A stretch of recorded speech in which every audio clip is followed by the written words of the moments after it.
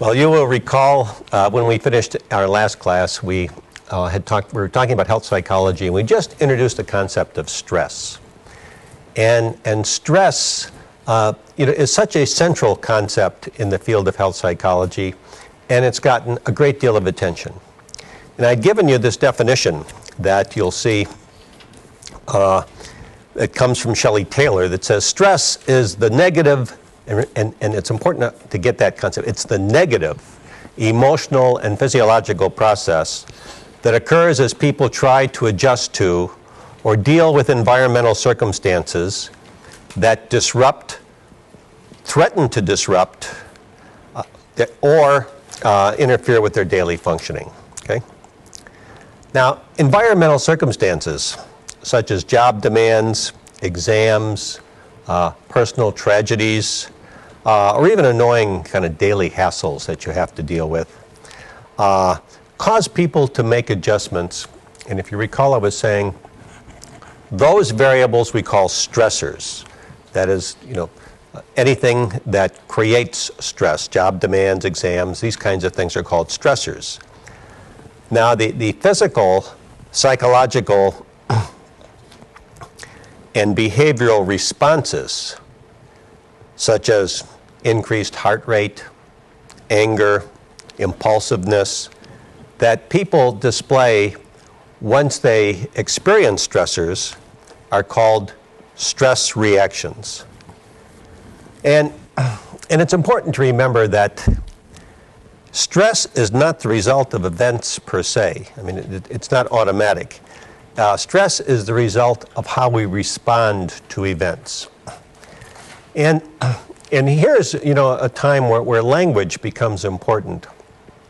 If you go back to when we were studying anxiety, for example.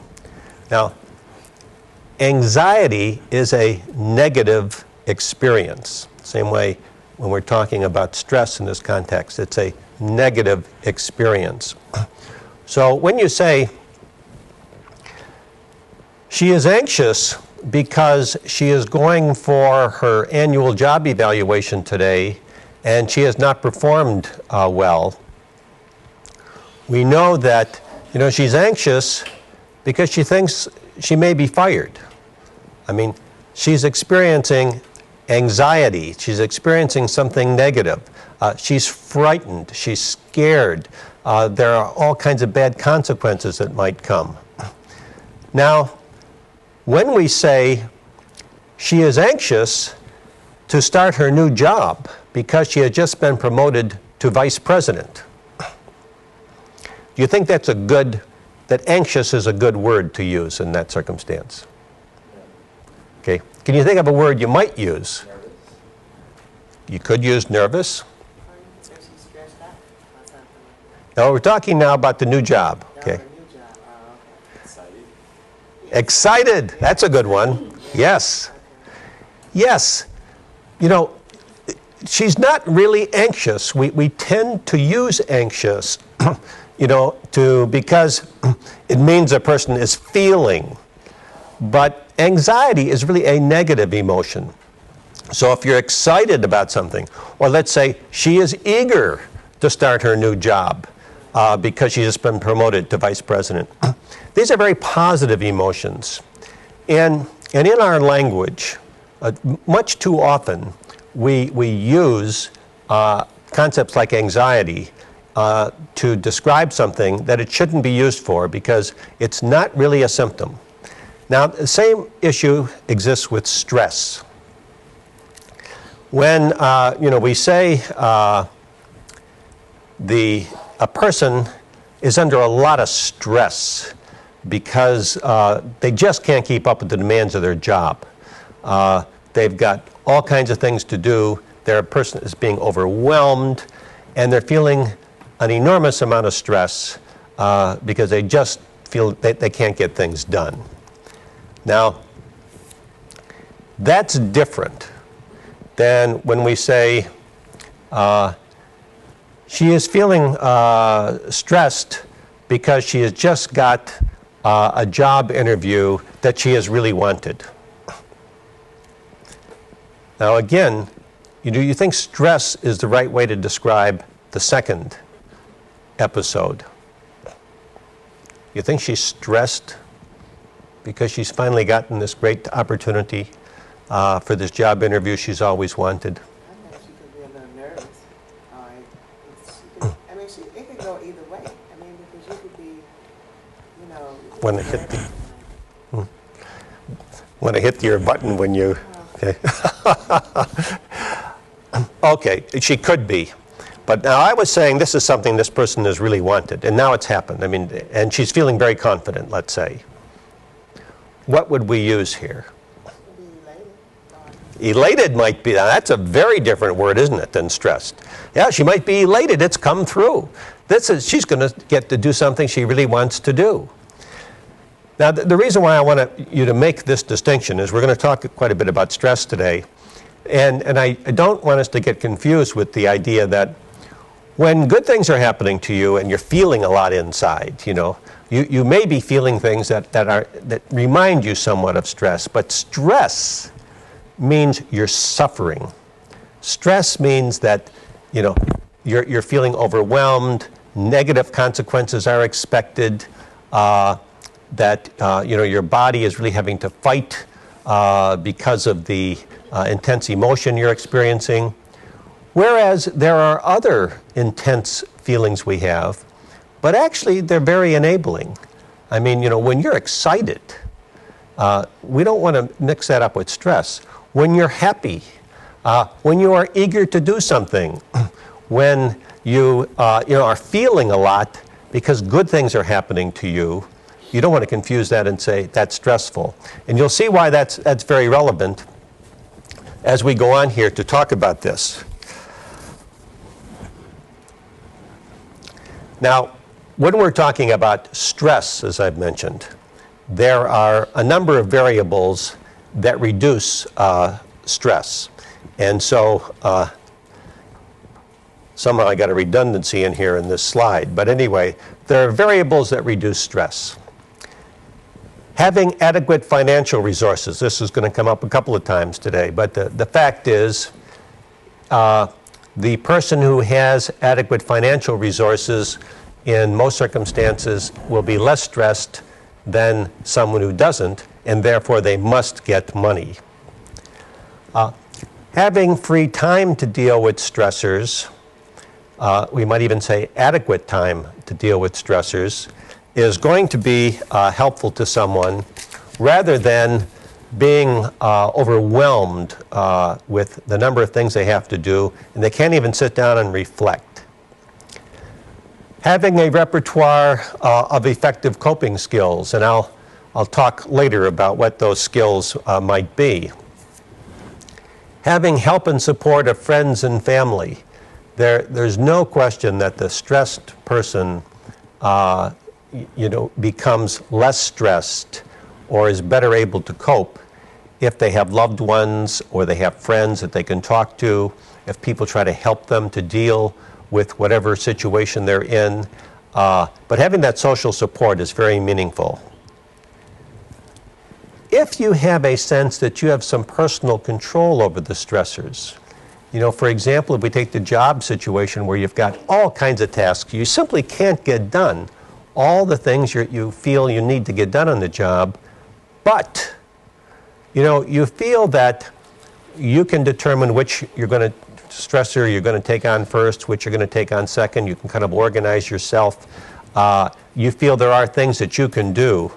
The very fact that you feel some degree of control is very helpful to you in reducing stress. People who just in general are optimistic. That is, people have this kind of life sense that, well, I don't know what I'm going to do. I mean, I've got all these things, and it's going to be incredibly difficult. But somehow I know for me it always works out. I mean, this will work out in the long run. If you have that kind of attitude that somehow I don't see the end yet, but I do believe I'll work it all out. That's a very different attitude than simply feeling I'm going to be crushed by all of these demands that are being placed on me. And of course, then the next one here is if you even can take the stressors And instead of experiencing them as demands and experiencing them as things that may overwhelm you, you are able to look at them as challenges and say, aha, you know, this looks very difficult. I don't know how I'm going to get all this done, but I am going to take this on and I'm going to make it happen. Those kinds of approaches are extremely helpful. Now, also, there are stress amplifying factors. These, by the way, are in your book. I'm taking much of this right from your book, so you'll be able to follow this. But poverty, for example, is a stress amplifying factor. I mentioned before, if you have adequate financial resources, obviously, you know, that's very helpful to you. On the other hand, if you don't have them, in fact, if you live in poverty, independent of what other stressors might be in your life, you know, poverty becomes something that creates stress. And if you remember back to when we were talking about Abraham Maslow's theory, and, you know, Maslow was saying that, you know, unless, you know, you can take care of the very basic necessities of life, that is, unless, you know, you have food, you know, you have clothing, you have a place to live, and then if you have those things, the next thing became, you know, do you feel safe in life? So here we're saying that there are some variables that will add to the stress that you have, poverty being one of them. Then another one, in contrast to what we just said, lack of social support. If you're really alone in trying to deal with the stressful factors in your life, that's going to make them more difficult. If you have inadequate coping skills, this is why so often people who are seriously mentally ill, for example, have great difficulty, is they really don't know how to cope with the challenges of life. You know, they don't have social support. They themselves internally don't have the skills that are needed in order to cope with the challenges of life. But it goes you know, much further than that. I mean, it can simply be that you are a well-functioning person who did very well in your last job, and you get promoted into a job that maybe you're really not prepared for. So you go from a spot in life where you could cope and you had the skills to deal with the challenges, and all of a sudden you're in a situation where you're finding, you know, you don't have the skills to cope with the challenge. Suddenly you'll experience a lot of stress. Pessimism. The opposite of the example I gave you before. You know, I was saying if you really believe somehow with all the stuff that's going on, I'll work this out, then you can move ahead, you know, with some sense inside you that this will get done. I mean, I will prevail. It'll be okay. But if instead your sense is, I'm going to be overwhelmed. I cannot deal with all the things that are happening to me. Something terrible is going to happen. Just that state of mind adds a great deal of stress to whatever else these stressors in your life are doing. And then, of course, if you take that the next step, and not only are you pessimistic, but you feel a sense of helplessness, like, I don't know what to do. I feel I don't have the power to solve the issues that are before me. And you know, that greatly enhances the stress. And then, of course, you can go to the next one, which is that you actually see the stressors in your life as terrifying threats, that you feel horrible things are going to happen. So if you remember back then, I was saying, you know, it's not the stressor itself, but the way in which you perceive it and the way in which you respond to it that becomes key. I mean, we could have the same stressor for two different people. One person seeing it as a challenge and being optimistic and feeling, I will overcome this. And another person feeling, this is going to be a disaster. I will not be able to deal with this. Same stressor, two different people, two different approaches, very different amount of stress experienced. In fact, the second person experiences a lot of stress. The first person who sees it as a challenge actually may not be experiencing what we would call stress. They may be experiencing excitement, they may be experiencing a challenge, they may be experiencing something where they feel this will be self-enhancing. That is, I'm going to be a more effective person because of this. I like this. This is a challenge, versus life is terrible. I am going to be overwhelmed. I'm going to be a failure. So we certainly want to be cautious in just labeling things, labeling stressors. It really is the way in which we deal with it that's important. Now, the reason why I'm talking about this is because the complicating issue here is that stressors and then the coping mechanisms that we have are extremely important in dealing with illnesses. But again, it's the degree of stress that influences many problems, and that's the thing that's unclear. We still are working to try to determine whether or not something actually is a stressor. Or we can identify that some things we know are stressors for some people.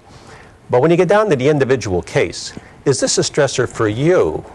Is this a stressor for you? Or is this a challenge for you and a challenge for you?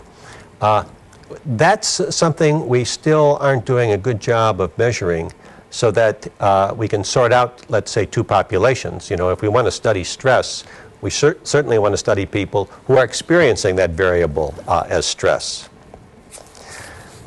Now then, there are physiological reactions to stress, and these include a pattern of responses in the central and the autonomic nervous system. And back in 1956, a very famous man named Hans Selye told us about what he named these stress reactions the general adaptation syndrome, just usually called GAS. And he described how there is a general adaptation syndrome that takes place when stress is introduced into your life. And he says that this happens, it begins with what's called an alarm reaction. And some people have called this the fight-flight response, because it helps us to combat or else to escape stressors. Now, this alarm reaction releases into the bloodstream a number of stress hormones. And these include adrenocorticosteroids, catecholamines. The one you would be most familiar with probably would be adrenaline, and endogenous opiates. And endogenous opiates are really the body's painkillers. And so these are all released as part of this stress reaction. And then what happens to you is there is an increase in heart rate, an increase in blood pressure, increase in respiration. So you're having a lot of physiological reactions to the stress. And these can lead to, you can observe certain things in people. They can lead possibly to pupillary dilation, frequently to muscle tension, to the release of glucose reserves, and to the concentration of all of your attention on the stressor. So lots happens once this general stress occurs, and you have to try to adapt in some way. Now, if the stressor persists, or if new ones occur, especially in quick succession, Selye said alarm occurs, and it's followed by a stage of resistance. And during the stage of resistance, which by the way is less dramatic, but it's a more continuous biochemical effort to cope with stress, and it's that continuing biochemical effort that actually can be harmful to your body. For example, a prolonged release of stress hormones can create high blood pressure. And of course, it not only creates high blood pressure, but it can become chronic high blood pressure.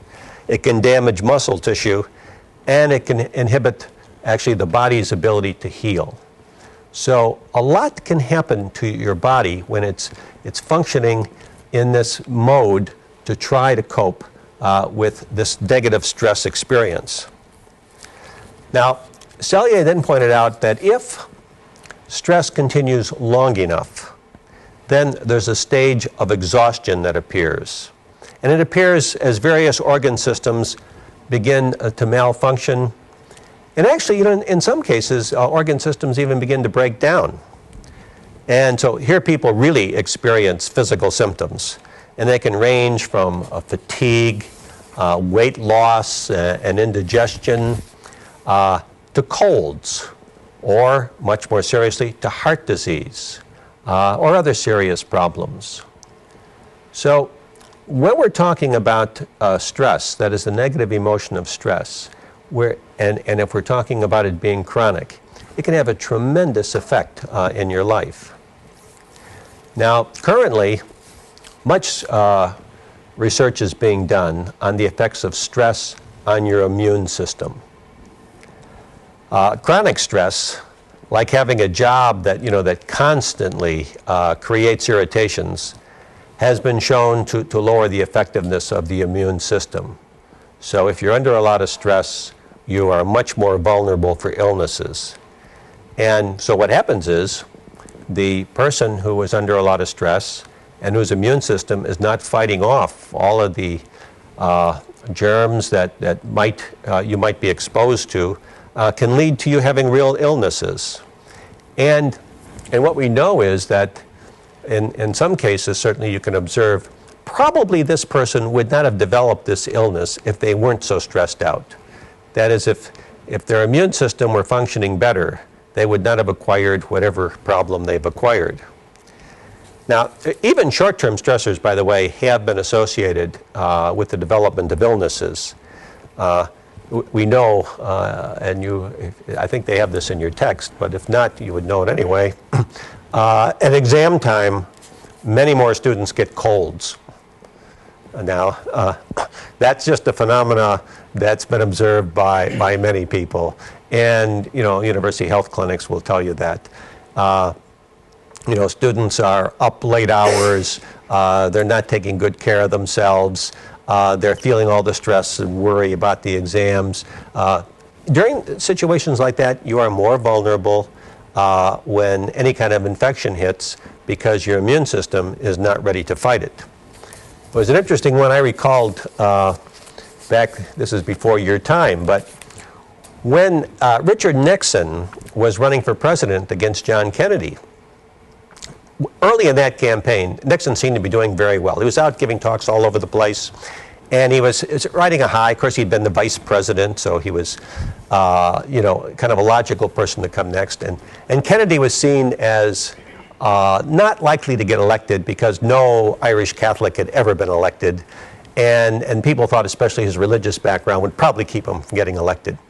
Well, as the campaign went on, and Kennedy, who was this very charismatic guy, and his wife, who was a very charismatic person, began to get a lot of attention from the press.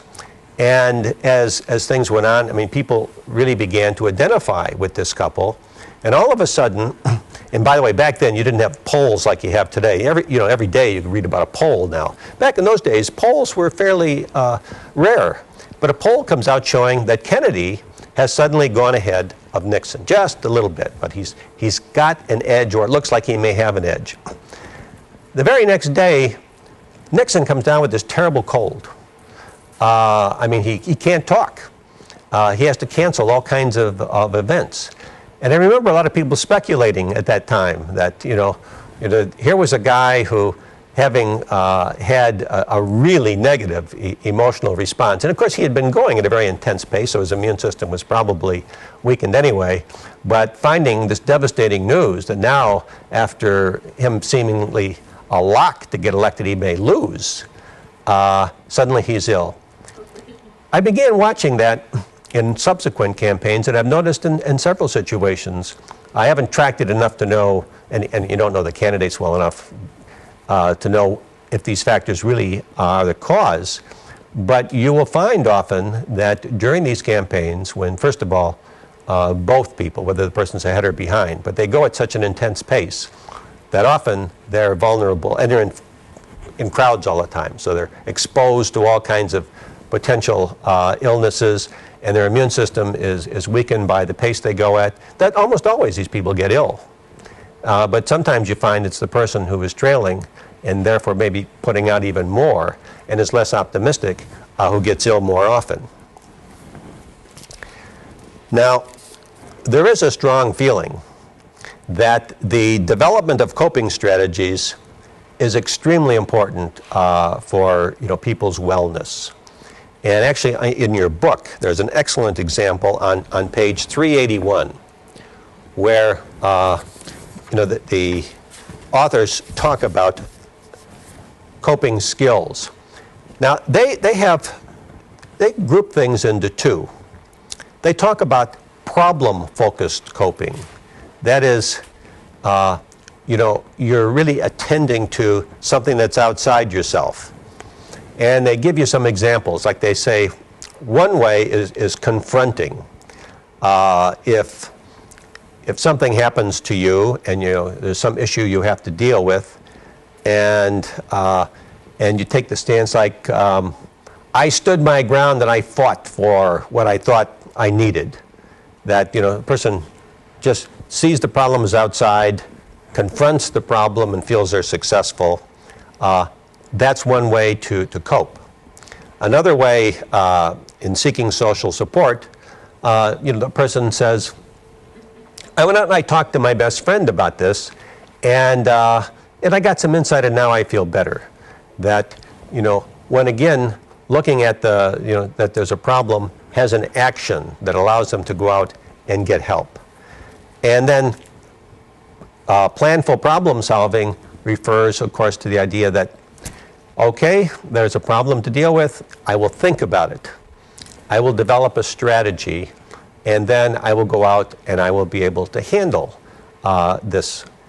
Now, all of these are seen as kind of coping skills where you focus on the problem, you take direct action, and the action is focused around solving the problem.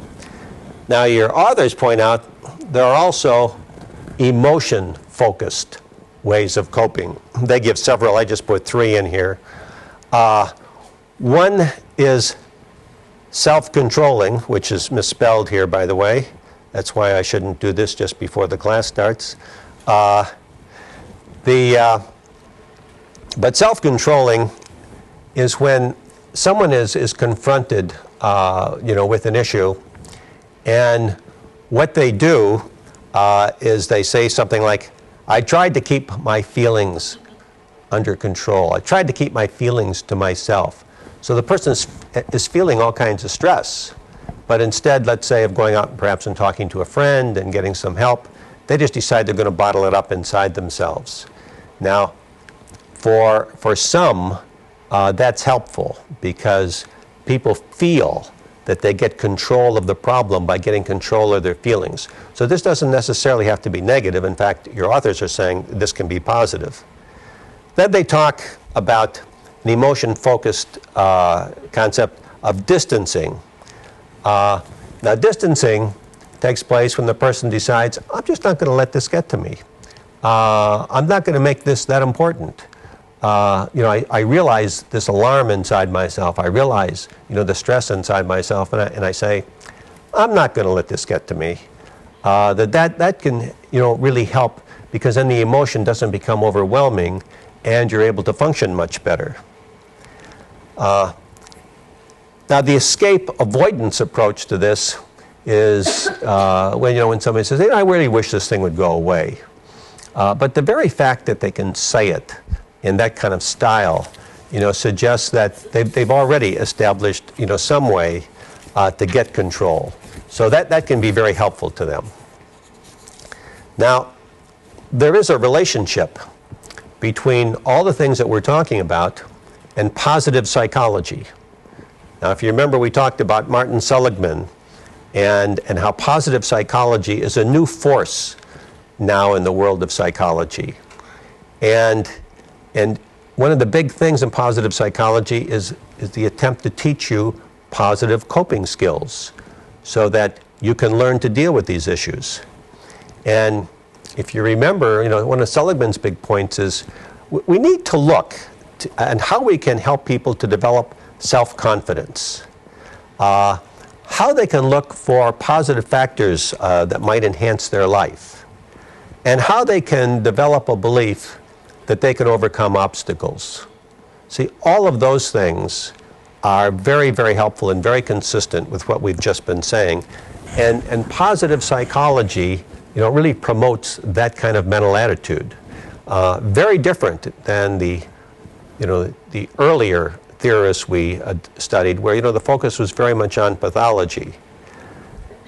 Now, these factors can be really important not only to help us to cope with illnesses, which is one of the things we want to do, but what we are learning, and the research is still ongoing, and we still need to do a lot more. But the real belief is if you have that kind of set, you can actually prevent illnesses. So that is really key for this. Wonder if we could get rid of that slide. Thank you. There also is a growing body of evidence that social support, again, something we stress a lot, but that social support can really act as a buffer against stress. And actually there's a thing called the buffer model. And it claims that social support enables people who face intense stressors to be able to neutralize the harmful effects. Now then, there is also a view called the direct effect model.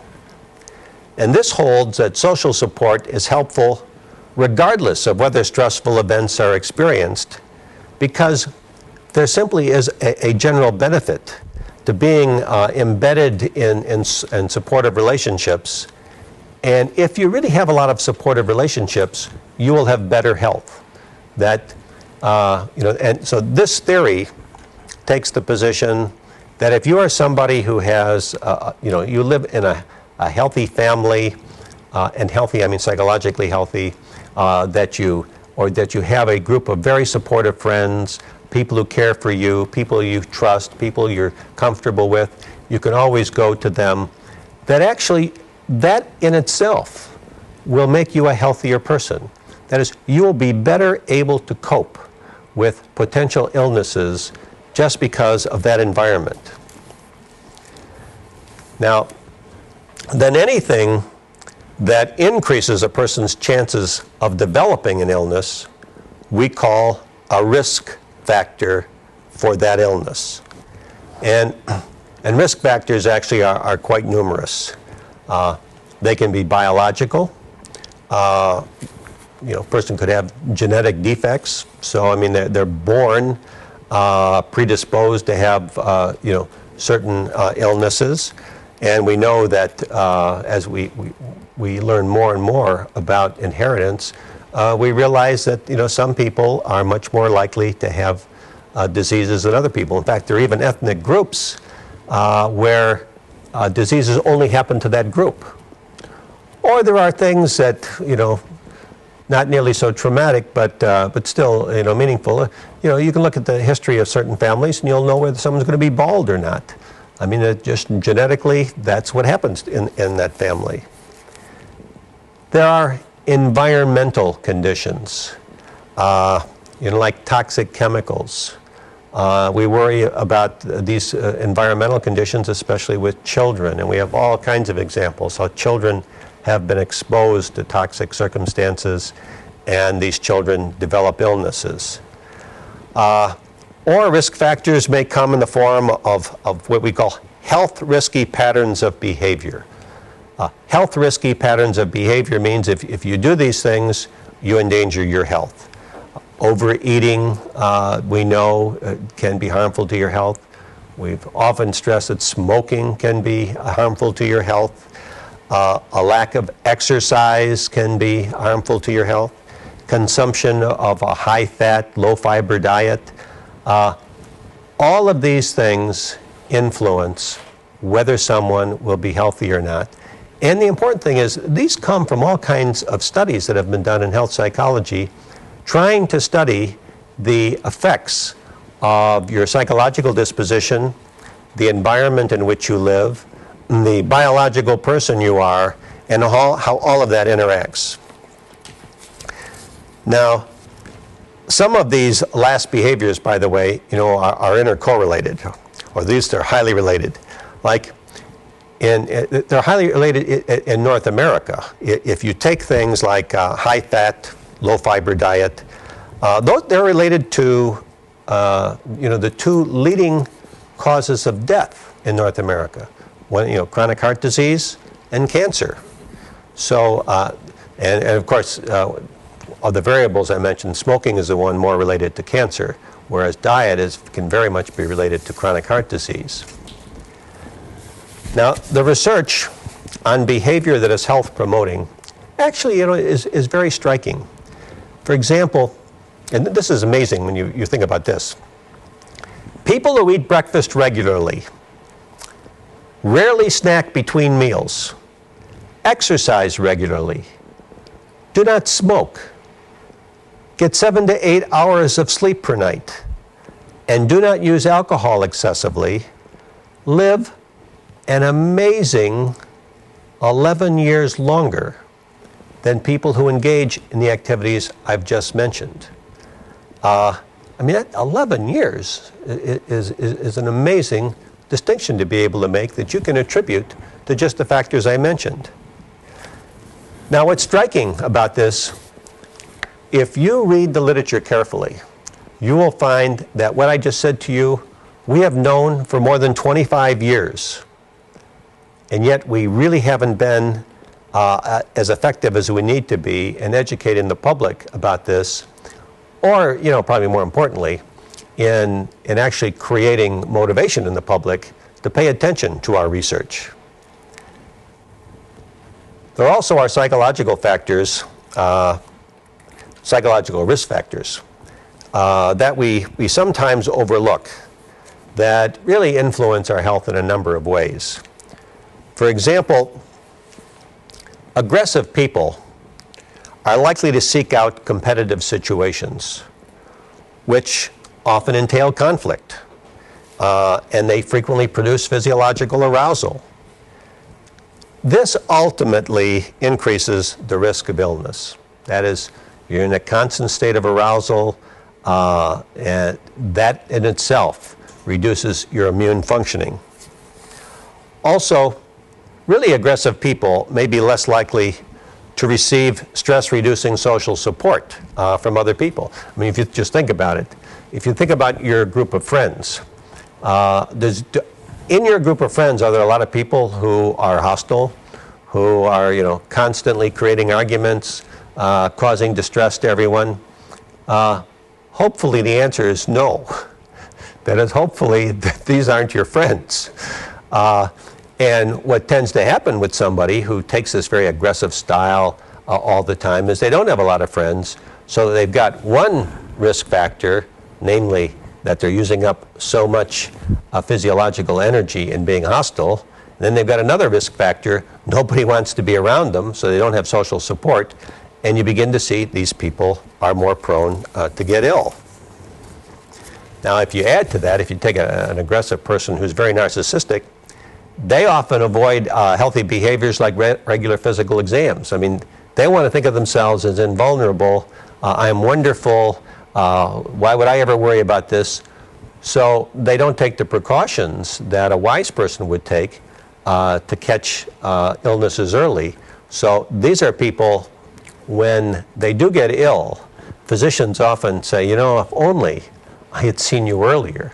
If only you had been coming as you should have been, we could have caught this much earlier. We could have intervened much more effectively. You would not be nearly as ill as you are.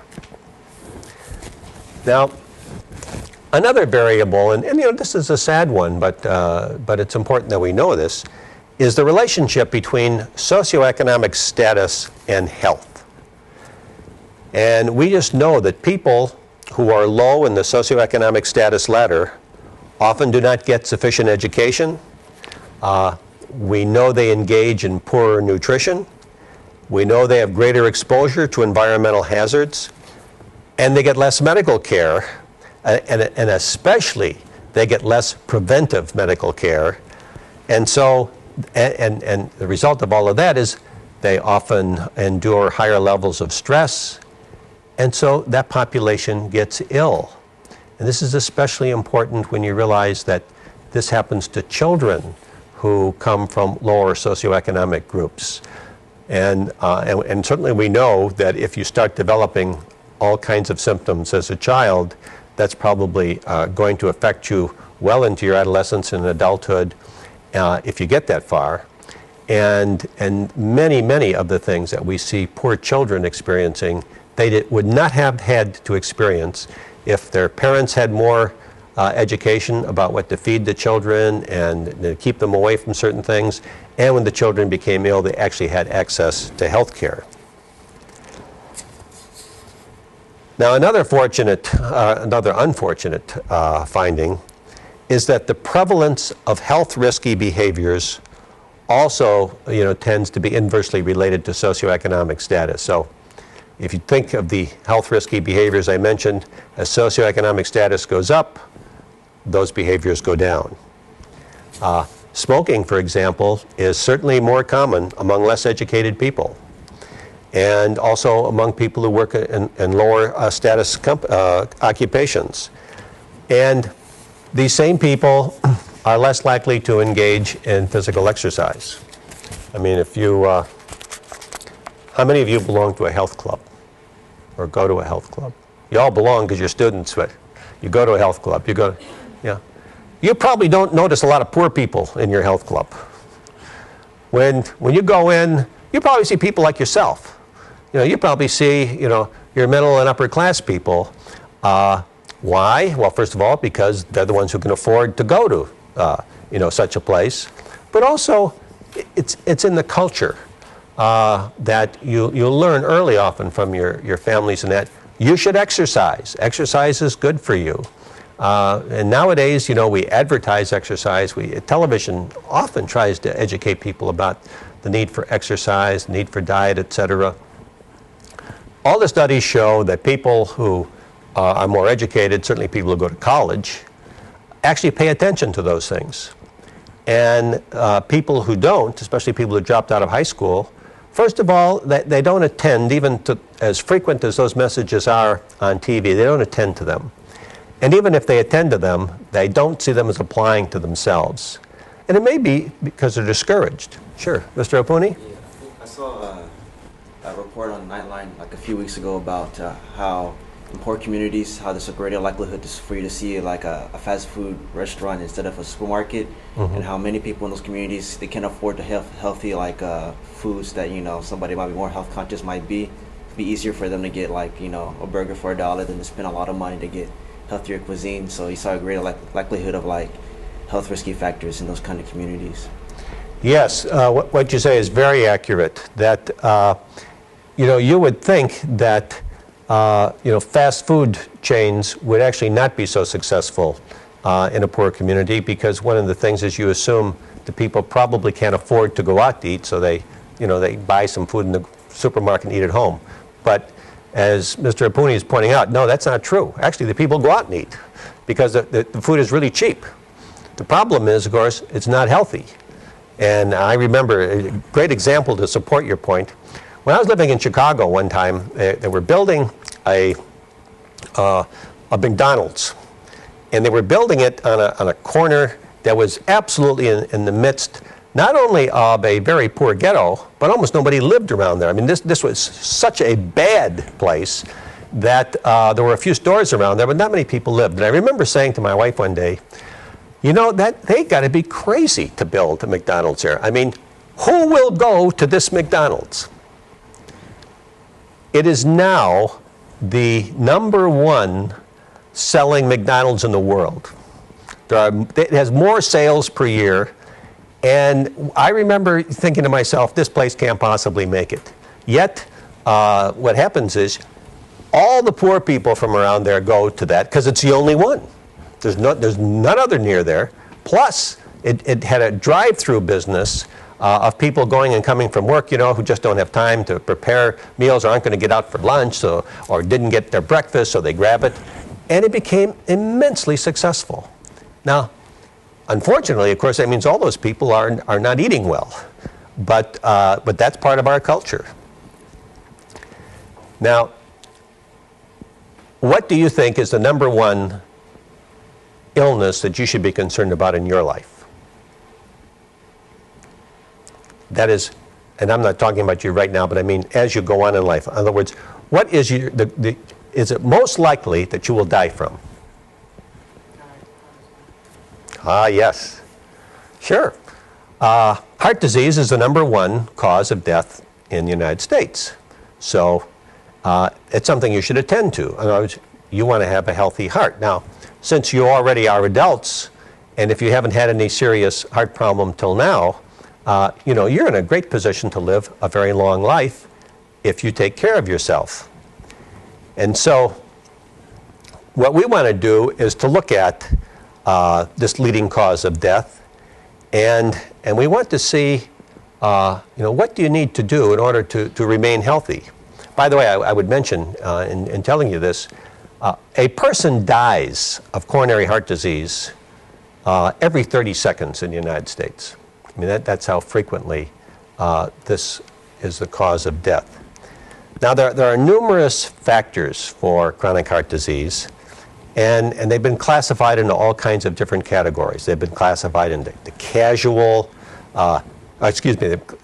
causal, conditional, and then there are factors that are simply predisposing. Now, causal factors, these we actually have real research evidence that these do affect your heart and to a very serious extent. So we know that cigarette smoking does. We know that elevated serum cholesterol does. And we know that hypertension. All of these are factors shown to have some influence in shortening your life. Which reminds me, how many in this room know what your cholesterol level is? Kelly knows. Mr. Opuni, you know. The rest of you don't know. Here is one of the major causes of chronic heart disease. But you see, you're young, and you haven't had any heart problems. And so, as you well know, you're invulnerable. It can't happen to you. The reality is, you really would want to know, what your cholesterol level is, because if it is high, there are now many very effective drugs that can help you with it, and it doesn't have to remain high. And this also is a good example of how research helps us. It wasn't long ago, it was a number of years ago, but if your cholesterol was, say, about 250, under 250, meaning it was under 250, that was considered you were safe. You were not a problem as far as the cardiologists were concerned. Except the cardiologists and others did a lot of studies, and the more they did studies, they began realizing that's not true. That 250 is too high. And in fact, they came down and the standard got down to 200. So if your cholesterol is not under 200, then you are regarded as being in a risk group. And the more we study some of these phenomena, then the more precise we get. Now, some of the new drugs have really been able to make a huge difference. I mean, they take people who have cholesterol at 250, 260, et cetera, and in a month they're down like to 170. I mean, that's a huge improvement. Now, of course, there are people with cholesterol levels that are up at 400 and higher. So they are at huge risk for coronary heart disease. People need to know that because these drugs can come in and greatly reduce their risk. Now then, as I mentioned, these are causal factors. Then there are conditional factors. Serum triglycerides and coagulation factors have been shown to possibly be predisposing for chronic heart problems. I shudder in asking this group, does anybody in the group know what their triglyceride level is? Okay? I probably would guess in this group, well, I'll ask, how many of you have an annual physical?